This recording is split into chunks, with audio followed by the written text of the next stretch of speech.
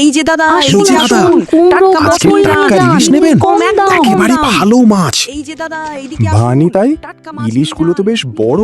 একদম। কত দাম? 900 টাকা।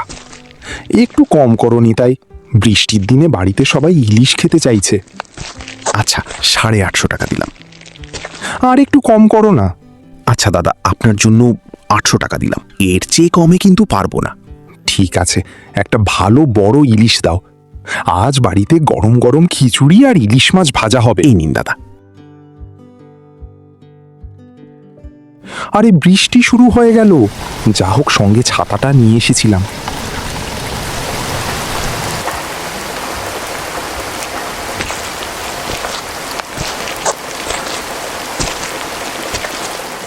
বোন দেখ, আকাশটা কত কালো হয়ে গেছে। আজ মনে হয় খুব বৃষ্টি হবে। তাহলে কিন্তু আমি স্কুলে যাব না। আমিও যাব না।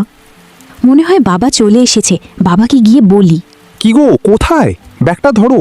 ও বৌমা, গামছাটা নিয়ে এসো তো, বাবু পুরো ভিজে গেছে। বাজার থেকে ফেরার সময় এমন বৃষ্টি শুরু হলো, বলো তো দেখি। আজ টাটকা ইলিশ এনেছি। ইলিশ মাছ? বাবা, তাহলে আজ আমরা স্কুলে যাব না। ও তাই নাকি?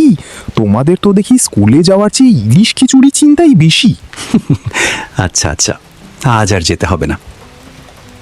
আজ বৃষ্টির দিনেই গরম গরম খিচুড়ি আর ইলিশ মাছ ভাজা হবে।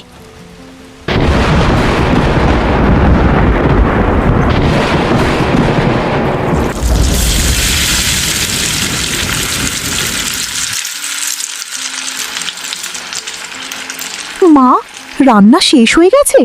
মাছের গন্ধ তো পুরো ঘরে ছড়িয়ে গেছে। আর একটু বাকি রে, খিচুড়ি বসে গেছে, ইলিশ মাছ ভাজাও হয়ে গেছে, আর একটু পরেই তো খেতে পারবে। কেমন হয়েছে বলো তো রান্নাটা?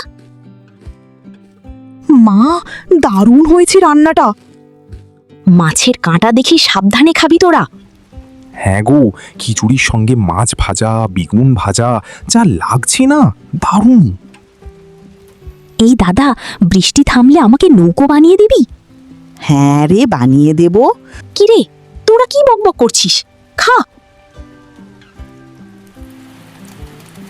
চল আমরা রেস করি, কার নৌকোটা যেতে।